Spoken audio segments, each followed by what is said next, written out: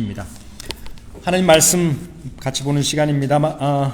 열왕기상 19장 1절로 8절 말씀입니다.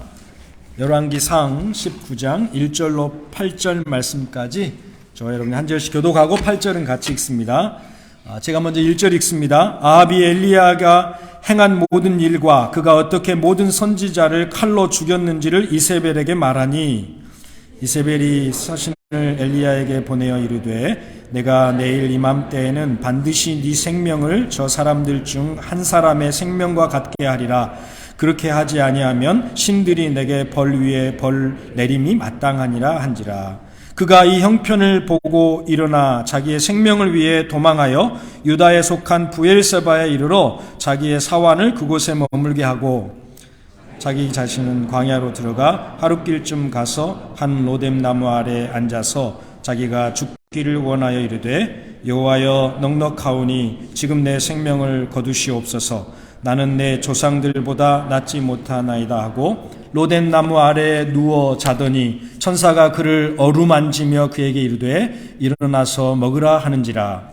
본죽 머리맡에 숯불에 구운 떡과 한 병 물이 있더라. 이에 먹고 마시고 다시 누웠더니 여호와의 천사가 또다시 와서 어루만지며 이르되 일어나 먹으라. 네가 갈 길을 다 가지 못할까 하노라 하는지라. 이에 일어나 먹고 마시고 그 음식물에 힘을 의지하여 40주 40야를 가서 하나님의 산 호렙에 이르니라. 아멘. 할렐루야. 하나님 말씀 듣는 시간입니다. 말씀을 통해서 여러분에게 하나님이 주시는 큰 위로와 영적인 도전이 있기를 축원합니다. 오늘 우리가 읽은 본문 말씀 열왕기상 19장 1절로 8절 말씀인데요. 사실은 18장, 19장을 함께 읽어야 되는데 시간 관계상 19장 1절로 8절만 읽었습니다. 그런데 18장과 19장을 모두 읽어보면 하나님의 위대한 선지자의 엘리야의 모습, 18장에서의 엘리야의 모습과 19장의 엘리야의 모습이 너무나 상반된 두 모습을 우리가 발견할 수 있습니다. 열왕기상 18장은 어떤 내용이냐면 엘리야가 갈멜산에서 그 바알의 선지자 450명과 아세라의 선지자 400명, 총 850명 이방 신을 섬기는 선지자들과 대결을 벌여서 하나님이 참 신이시며 살아 역사하신 분임을 증명해내므로 그 바알 선지자들과 영적 싸움을 이겨낸, 그러니까 갈멜산의 승리자였고 갈멜산의 영웅으로 영적으로 충만한 그런 엘리야의 모습, 능력 있는 엘리야의 모습을 우리가 볼 수 있습니다.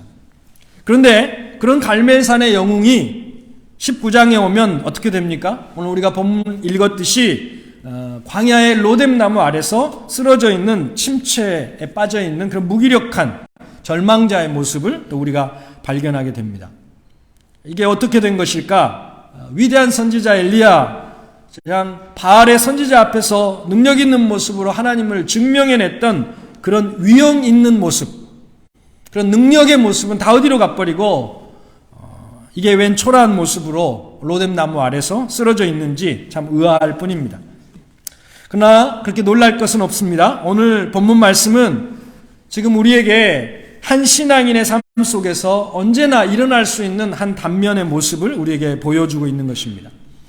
여러분 한번 생각해 보십시오. 우리가 신앙생활하는 모습들을 보면 우리는 얼마나 저 갈멜산 정상에서 있다가 또 저 광야 로뎀 나무 밑으로 이 두 장소를 얼마나 자주 왔다 갔다 하는지 모릅니다. 하루에도 몇 번씩 그렇게 살지 않습니까? 영적 승리의 함성을 지르면서 기뻐하는 순간이 있는가 하면 또 낙심과 절망의 깊은 수렁에서 망연자실하며 살아갈 때도 너무 많이 있습니다. 신앙생활 하다 보면 우리가 경험하게 되는 것이 영적인 굴곡이죠. 굴곡이 있습니다. 스테이블하지 않고 들쭉날쭉하는 모양입니다. 내 영적인 상태가 상승 곡선을 그릴 때가 있는가 하면 형편없이 무너져서 추락하면서 하향 곡선을 그리며 깊은 침체에 빠지는 것도 우리가 경험하게 됩니다. 그래서 우리는 오늘 본문을 통해서 믿음의 사람이 영적 침체에 빠지게 되는 원인이 무엇이고 또 어떻게 그 침체에서 우리가 벗어날 수 있고 이길 수 있는지 말씀을 통해 함께 생각해 보도록 하겠습니다. 먼저 엘리야가 영적 침체에 빠지게 되는 원인입니다. 18장 우리가 읽지 않았지만 18장에 읽어보면 엄청난 능력과 그 충만한 모습의 엘리야가 어떻게 19장에서는 그렇게 깊은 침체의 늪에 빠지게 됐는가, 그 원인을 한번 추적해 보자는 것입니다. 1절과 2절 말씀 같이 한번 다시 읽어보겠습니다. 1절 2절 시작. 아합이 엘리야가 행한 모든 일과 그가 어떻게 모든 선지자를 칼로 죽였는지를 에세벨에게 말하니 이세벨이 엘리야에게 보내어 이르되 내가 내일 이맘때에는 반드시 네 생명을 저 사람들 중 한 사람의 생명과 같게 하리라. 그렇게 하지 아니하면 신들이 내게 벌 위에 벌을 내림이 마땅한지라 한지라. 여러분, 아합 왕이 북이스라엘을 다스리던 시대에는 이스라엘 백성들이 영적으로 가장 혼탁한 시대였습니다. 아합은 이방 나라 시돈 왕의 딸이었던 이세벨과 정략 결혼을 하게 됩니다. 그리고 그 이세벨의 마음을 얻기 위해서 자기 자신도 여호와 하나님을 버리고 바알 종교를 섬기면서 이스라엘 땅에 바알 신전을 그 이세벨을 위해 지어주고 또 아세라 상을 나무로 깎아서 세워줍니다. 왕후 이세벨은 그 아합 왕의 지지를 등에 업고 바알의 선지자를 자기 나라에서 데려와 가지고 그 이스라엘 땅에서 제사를 지내게 합니다. 그리고 많은 신전들 앞에서 제사를 드리게 하면서 모든 정치적인 권력과 종교적인 권력을 이세벨이 한 손에 다 쥐게 됩니다. 그런데 이것을 그냥 두고 볼 수 없었던 하나님의 선지자 엘리야가 갈멜산에서 바알의 선지자들과 대결을 벌입니다. 불로써 응답하는 신이 참 신이고 누가 불로써 응답할 수 있는 참 신인지를 증명해 보자는 것입니다. 대결을 벌이는데 바알의 선지자들이 먼저 제단에다가 송아지를 잡아 올려놓고 바알 신을 부르기 시작했습니다. 아침부터 밤늦게까지 목소리를 높여서 바알 신을 부르지만 아무 대답이 없습니다. 아무 응답이 없었습니다. 그러자 칼로 자기 몸을 막 상하게 하면서 자기의 몸에서 막 피를 내면서 바알을 불러보지만 아무런 대답이 없었습니다. 사람이 만든 태양신인 바알과 나무를 깎아 만든 아세라상, 이 목상이 신이 아니기 때문에 응답할 리가 없죠. 아무런 응답이 없었습니다. 그러나 엘리야는 그 제단에다가 물을 12바켓을 붓고 하나님을 부르기 시작했습니다. 여호와여 응답하소서. 여호와여 내게 응답하소서. 이 백성이 여호와만 하나님이신 것을 알게 해 주시옵소서. 그리고 하나님은 그들의 마음을 하나님께로 돌이키심을 알게 해 주시옵소서. 이렇게 부르짖었을 때 하나님께서 엘리야에게 불로 응답하셨습니다. 여호와의 불이 하늘에부터 내려와서 그 엘리야의 제단을 완전히 다 태워버립니다. 그렇게 응답하십니다. 여호와만 하나님이신 것을 증명해내십니다. 얼마나 통쾌한 모습입니까?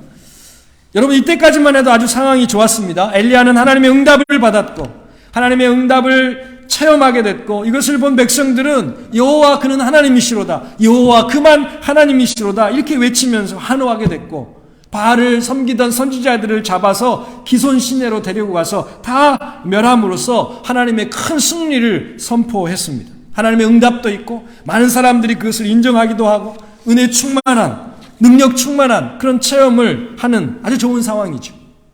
그런데 19장에 오면 갑자기 상황이 급반전하게 됩니다. 아합 왕이 이세벨에게 엘리야가 어떤 일을 했고 바알 선지자를 다 죽였다는 사실을 이세벨에게 이야기하자 이세벨이 격분하면서 엘리야를 내가 반드시 죽이고 말겠다. 내가 엘리야를 죽이지 않으면 나의 신이 나를 저주할 것이다. 이렇게 신의 저주를 운운하면서 내가 엘리야를 반드시 죽일 거라고 공언하고 사신을 보내서 엘리야에게 경고합니다. 여러분, 이 상황은 보통 상황이 아닙니다. 왜냐하면 당시 정치적인 상황을 말씀드렸듯이 이세벨은 절대 권력을 가진 사람이었어요. 아합 왕은 그냥 허수아비였고 그의 왕후였던 이세벨이 모든 정치 권력과 종교적인 권력을 다 가지고 있었습니다. 자기가 마음만 먹으면 무엇이든지 할 수 있는, 그래서 하나님의 선지자 하나쯤은 그냥 쥐도 새도 모르게 그냥 없애도 아무런 문제가 되지 않는 그런 권세를 가진 사람이 이세벨이었습니다. 그런 그녀가 반드시라는 말을 써가면서 그리고 신의 저주를 운운해가면서 내가 엘리야를 반드시 죽이고 말겠다 이렇게 나섰으니 여러분 굉장히 위험한 상황이고 엘리야에게는 굉장히 안 좋은 상황이죠. 상황이 갑자기 극도로 악화됐습니다. 여러분 이런 상황의 변화가 엘리야를 깊은 침체에 몰아넣었습니다. 여러분 우리 믿음의 사람들이 이런 영적 침체에 빠지는 경우를 보면요, 대부분 주변의 상황의 변화에 밀접하게 연관되어 있는 것을 우리가 볼 수 있습니다. 계획하던 일들이 잘 되고 순풍에 돛단 듯이 모든 일들이 잘 진행되고 너무나 좋습니다. 충만하고 은혜라는 말이 그냥 입에서 저절로 나올 정도로 내가 주를 위해서 뭐라도 할 수 있을 것 같은 그런 은혜의 시간입니다. 그러다가 예기치 않게 계획했던 일들이 틀어지기 시작하고 막히고 실패하는 일이 거듭되면서, 그래서 상황이 악화되면 그 상황의 악화와 함께 신앙생활도 믿음도 함께 침체에 빠지게 되는 경우를 우리가 많이 보게 됩니다. 경제적인 여유가 있고 통장에 잔고가 좀 확인했을 때 동그라미가 좀 많이 있을 때는 마음도 편하고 넉넉해지고 기쁨도 있고 생동감도 있고 충만한 것 같은데, 통장에서 잔고가 빠져나가면서 마음도 빠져나가고 믿음도 빠져나가고 영적인 활력도 빠져나가면서 깊은 침체에 빠지게 되는 것을 우리가 본다는 거예요. 비즈니스 하시는 분들도 모든 경제가 호황이고 상황이 좋아가지고 비즈니스가 잘 되고 정상 궤도에 오르고 또 이윤을 많이 남기고 이럴 때, 경기가 좋을 때는 말씀도 기회 잘 들어오고 기도도 되고 봉사도 열심히 즐겁게 하게 되고, 그런데 이제 불황이 와서 사업에 어려움이 생기면 경제적 불황과 함께 신앙의 불황도 함께 찾아오게 되는 경우가 많이 있습니다. 그런데 우리가 이런 영적인 침체, 상황이 급변하고 악화되면서 영적인 침체를 경험하게 될 때 우리가 범하게 되는 실수가 있어요. 첫 번째 실수는 뭐냐면 상황을 우리가 잘못 파악하게 된다는 것입니다. 상황을 잘못 파악하는 게 잘 못 파악하게 된다는 거예요. 자, 자기에게 닥쳐온 상황을 파악하긴 파악하는데 그것을 잘못 파악하게 된다는 거예요. 자, 우리 3절 말씀 같이 보겠습니다. 3절 시작.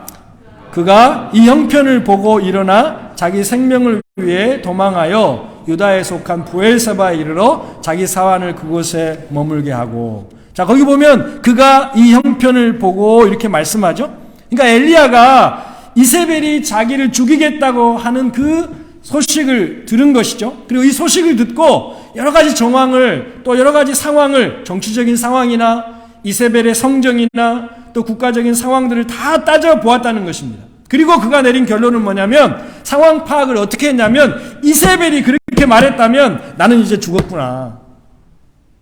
내가 이대로 있다가는 분명히 이세벨에게 잡혀 죽고 말 것이라고. 그래서 지금 자기 자신이 처한 상황을 그렇게 파악한 것입니다. 그렇게 상황을 파악하는 것이 어찌 보면 당연하죠. 왜냐하면 이세벨이 가진 권세와 국가적인 상황과 또 그가 가진 어떤 그 힘을 고려한다면 그런 상황 파악은 정확한 거죠. 하지만 여러분, 엘리야는 이런 상황 파악은 믿음의 관점에서 보면 상황을 오판한 것입니다. 왜입니까? 그는 하나님의 사람이기 때문에 그렇습니다. 그는 하나님의 선지자이기 때문입니다. 하나님의 능력을 아는 사람이고 하나님이 어떤 분인지 아는 사람인데 그렇게 판단했다는 것은 그의 실수라는 것입니다. 여러분, 상황은 상황일 뿐이에요. 이세벨이 지금 아무리 엘리야를 죽이겠다고 권해내도, 그녀가 아무리 절대 권력을 가지고 전횡을 일삼는다 해도, 여러분, 하나님의 허락이 없이는 이세벨은 절대로 엘리야를 죽일 수 없습니다. 엘리야에게는 갈멜산 정상에서 불러 응답하신 하나님이 그를 붙들고 계시기 때문에, 그의 생명이 하나님께 있기 때문에 그는 그 하나님을 바라봤어야 돼요. 그런데 상황만 바라보니까 그는 상황을 잘못 파악한 것입니다. 그는 하나님을 보지 못했던 것입니다. 여러분, 우리가 상황을 크게 보면 하나님을 보는 시각이 좁아지게 됩니다. 그러나 하나님을 우리가 바라보면 똑같은 상황도 다르게 보입니다. 여러분, 엘리야의 생명 여탈권은 이세벨에게 있는 것이 아닙니다. 사람이 죽고 사는 문제는 하나님만이 결정하시는 거예요. 하나님의 손에 있습니다. 큰 소리 치는 사람에게 있지 않다는 거예요. 계획했던 일들이 무너지고 막히고 틀어졌습니까? 그래서 죽을 것 같습니까? 경제적인 상황이 악화되고 숨이 막히고 통장의 잔고가 말라가면서 막 죽을 것 같습니까? 비즈니스가 제대로 안 돼서, 생각보다 잘 안 돼서 불황을 겪고 있어서 죽을 것 같습니까? 여러분, 절대로 그렇지 않습니다. 이런 상황이 우리를 죽고 살게 하지 못한다는 거예요. 우리의 살고 죽는 것은 오직 하나님께 달려 있습니다. 사람의 앉고 일어섬이 하나님께 달려 있으며 흥하고 망하는 것이 하나님께 달려 있고 죽고 사는 문제가 하나님의 결정에 달려 있습니다. 그런데 우리는 세상을 살아가다가 세상에서 큰 풍랑이 막 밀어닥쳐오면 곧 죽을 것 같고 이제 다 망할 것 같고 이제 다 끝날 것 같고 이렇게 생각하면서 영적으로 무너져가는 경우가 있는데, 여러분 분명히 기억하십시오. 이런 상황이 우리를 어떻게 하지 못할 것입니다. 이런 상황이 되었으니 나는 어쩔 수 없이 죽었다, 망했다, 그 생각이 우리를 침체에 빠뜨리는 거예요. 그런 생각은 믿음의 사람들에게는 치명적인 오판이라는 것입니다. 여러분, 하나님이 계시기에 어떤 상황이 여러분 온다 할지라도 여러분 쫄지 마시기를 바랍니다. 그 상황이 우리를 겁을 줄 수 있고 우리를 위협할 수는 있지만 그 상황이 우리를 절대로 죽이지 못하고 망하게 하지 못합니다. 그러면 여러분, 상황에 따라서 흔들리는 믿음이 아니라 여러분 하나님을 바라보시는 믿음으로 똑같은 상황도 다르게 볼 줄 아는 영적인 눈이 여러분에게 열려지기를 주의 이름으로 축원합니다. 두 번째, 우리가 영적인 침체에 빠지게 되면 어떤 실수를 하게 되냐면요, 우리 자의적으로 움직이게 됩니다. 그러니까 하나님의 뜻에 따라 움직이는 게 아니라 자기 자의적으로 움직이게 돼요. 엘리야가 영적 침체에 빠지기 전까지만 해도 엘리야는 철저하게 하나님의 말씀을 따라 움직이는 사람이었습니다. 그가 이스라엘 땅에 가뭄이 왔을 때 그리시네가로 가게 되는데, 그것도 하나님께서 그리시네가로 가라고 말씀하신 것에 따라서 그리시네가로 갔습니다. 그리시네가에 살다가 더 가뭄이 심해져 가지고 이제 그 시내가 다 말라버렸을 때도 움직이지 않았습니다.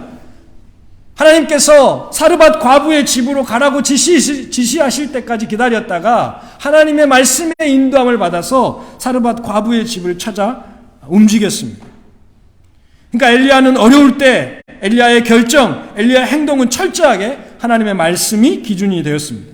자신의 감정, 경험, 기분에 따라서 말하거나 행동하는 것이 아니라 하나님의 말씀에 근거해서 그는 항상 말하고 행동하고 움직였다는 거예요. 그런 엘리야를 하나님께서 책임져 주셨죠. 까마귀를 보내서 사르밧 과부의 이 섬김을 통해서 엘리야를 먹이시고 살려내셨습니다.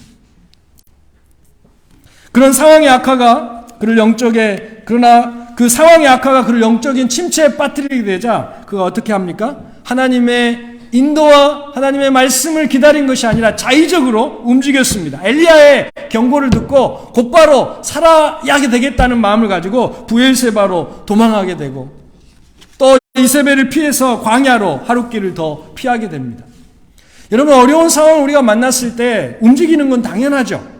어려운 상황이 왔을 때 우리가 그 어려운 상황을 극복하고 또 피하기 위해서 어떤 액션을 취할 수 있습니다. 그것 자체가 문제는 아닙니다. 그러나 하나님께 묻지 않았다면 그것은 문제일 것입니다.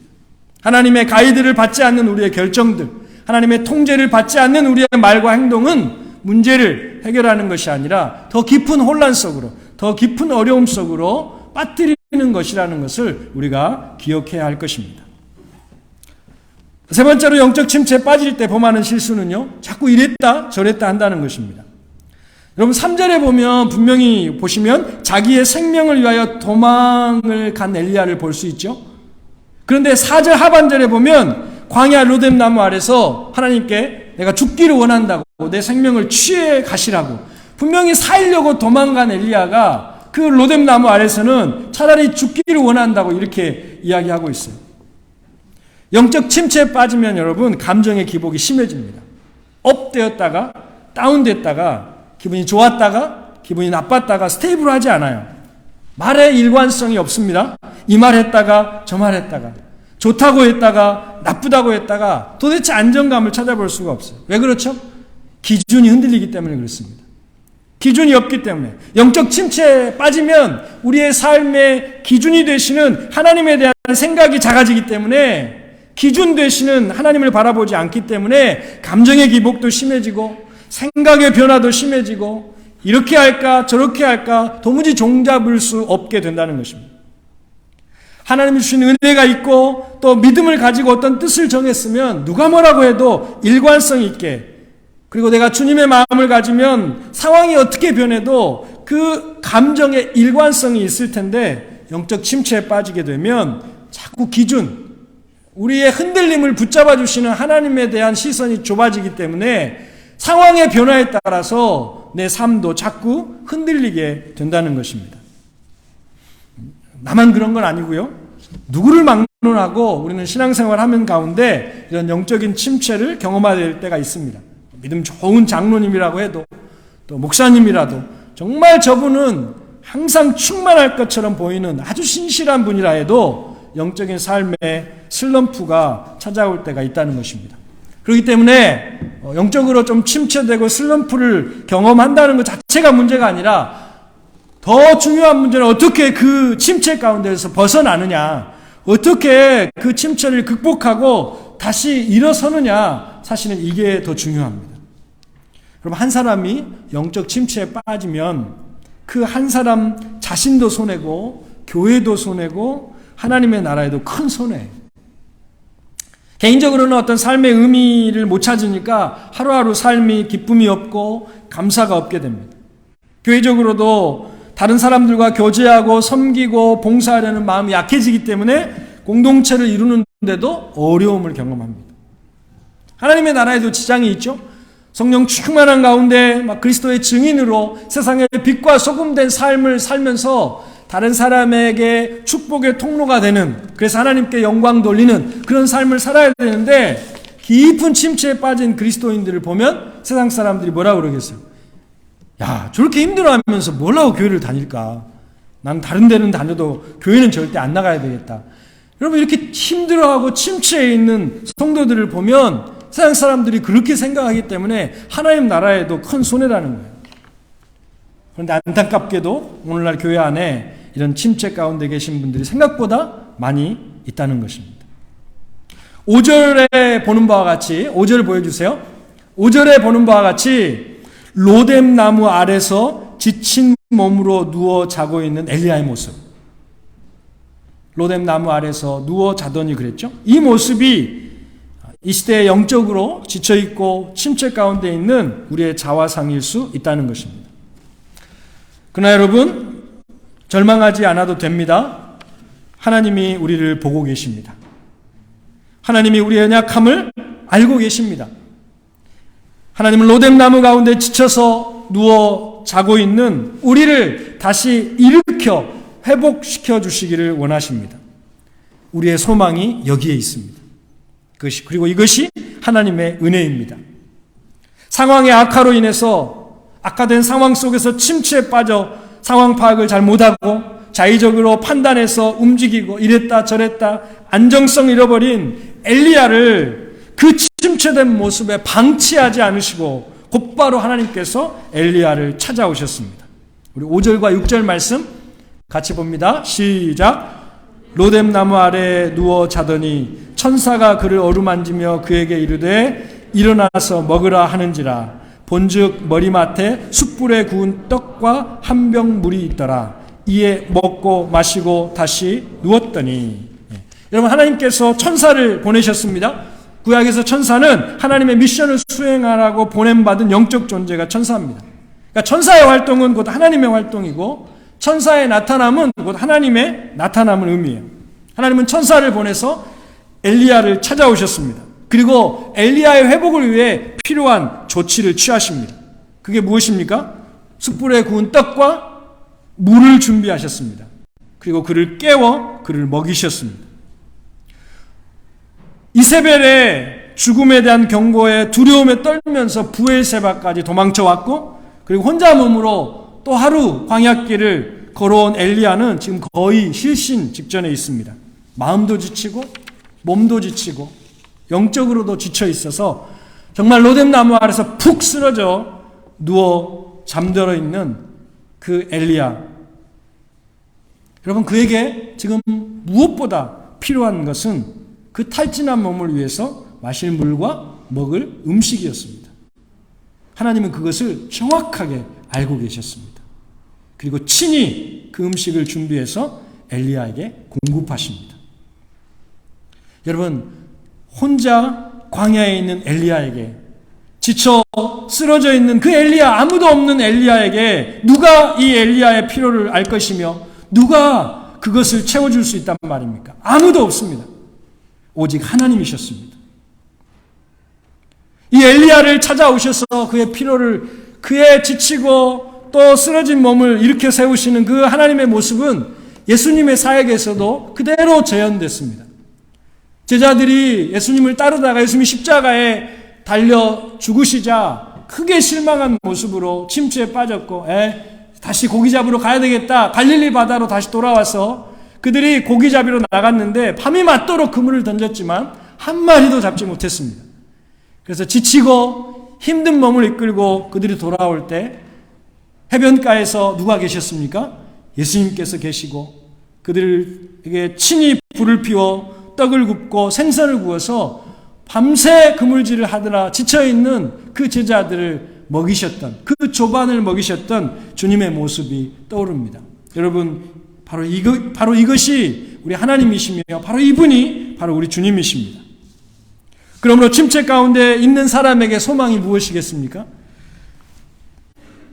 침체에서 벗어날 수 있는 유일한 방법이 무엇이겠습니까? 하나님의 찾아오심입니다. 하나님의 간섭하심입니다. 여러분, 이 하나님을 새롭게 만나시기를 축원합니다. 그리고 그 하나님을 의지하시기 바랍니다. 하나님은 침체 가운데 누워 자고 있는 여러분을 그냥 방치하시는 분이 아닙니다. 누구보다 안타까워하시면서 여러분을 흔들어 깨우시는 분이 하나님이시고, 여러분의 필요를 공급하시는 분이 하나님이시고, 하나님은 결코 쉬지 않고 여러분을 다시 일으켜 세우시기 위해 열심을 쉬지 않는 분이 우리 하나님이십니다. 7절 말씀 같이 보겠습니다. 같이 읽습니다. 시작. 여호와의 천사가 또 다시 와서 어루만지며 이르되 일어나 먹으라. 네가 갈 길을 다 가지 못할까 하노라 하는지라. 너무 지쳐 있어서 천사가 깨웠지만 또 충분히 먹지 못하고 다시 잠이 들고 말았습니다. 충분히 먹고 회복하지 못한 엘리야를 하나님이 또다시 깨우셨습니다. 그리고 다시 먹이셨습니다. 네가 갈 길을 다 가지 못할까 하노라 하시면서 네 갈 길을 다 가기 위해서 먹으라, 회복하라, 그렇게 말씀하셨습니다. 여러분, 엘리야에게는 갈 길이 있었습니다. 로뎀나무 아래서 쓰러져서 나약한 모습으로 있는 게 아니라 하나님이 그에게 주신 길을 가야 되는 사명이 엘리야에게는 있었습니다. 하나님은 이 사명을 엘리야가 감당하도록 엘리야를 다시 회복시키시고 계신 것입니다. 재차 그를 깨워 먹이시면서 그를 회복시키고 계신 것입니다. 저와 여러분에게는 이 은혜가 있습니다. 결코 포기하지 않으시는 하나님의 집념 어린 사랑의 돌봄과 간섭하심이 저와 여러분의 삶에는 있습니다. 여러분, 이것을 믿으시기 바랍니다. 그 공급하심, 하나님의 그 공급하심과 그분의 따뜻한 만져주심이 저와 여러분에게 있기를 축원합니다. 자, 5절과 7절 말씀 다시 볼까요? 좀 길지만 같이 읽습니다. 시작. 로뎀나무 아래에 누워 자더니 천사가 그를 어루만지며 그에게 이르되 일어나서 먹으라 하는지라. 본즉 머리맡에 숯불에 구운 떡과 한 병 물이 있더라. 이에 먹고 마시고 다시 누웠더니 여호와의 천사가 또다시 와서 어루만지며 이르되 일어나 먹으라. 네가 갈 길을 다 가지 못할까 하노라 하는지라. 그럼 이 말씀 보면 두 번씩이나 천사가 엘리야를 어루만졌다라고 하는 표현이 있습니다. 어루만졌다. 두들겨 깨운 게 아닙니다. 야, 이 답답한 인사야, 여기서 쓰러져 있으면 어떡해? 너 왜 그렇게 못났니? 이렇게 쥐어박지 않았습니다. 네가 이렇게 힘들어하는 이유가 도대체 뭐냐? 이렇게 따져 묻지도 않았습니다. 그냥 어루만져 주셨습니다. 여러분, 이 천사의 어루만짐은 하나님의 사랑이 듬뿍 담긴 긍휼히 여기시는 하나님의 사랑의 터치였습니다. 여러분, 침체에 빠져 있는 사람에게 왜 그 정도밖에 안 돼? 믿음이 그 정도였어? 그럴 거면 그만둬. 왜 평소에 신앙을 관리하지 않았어? 뭐 이렇게 막 호통을 치고 나무란다고 그 변화가 될까요? 호통쳐서 사람이 변하는 경우보다 사랑으로 그냥 어루만져 줌으로 변하는 경우가 훨씬 많습니다. 하나님은 많은 말 하지 않으셨어요. 그냥 사랑으로 터치해 주셨습니다. 여러분, 이 아침에 우리 가운데 이런 하나님의 터치가 있기를 바랍니다. 우리 영혼을 만지시는 그 하나님의 손길을 여러분들이 경험할 수 있게 되기를 바랍니다. 그거면 돼요. 하나님께서 우리를 터치해 주시면 우리가 쓰러져 있던 그 자리라도 그 자리가 다시 일어서는 자리가 될 수 있습니다. 여러분, 하나님께서 그 엘리야를 터치하시고 그의 피로를 채워주셨을 때 어떤 일이 일어났습니까? 8절 같이 보겠습니다. 8절 말씀 같이 읽습니다. 시작. 이에 일어나 먹고 마시고 그 음식물의 힘을 의지하여 40주 40야를 가서 하나님의 산 호렙에 이르니라. 아멘. 하나님이 공급하시는 그 음식을 먹고 힘을 얻어서 엘리야는 40주 40야를 걸어서 하나님의 산 호렙에 이르게 되었습니다.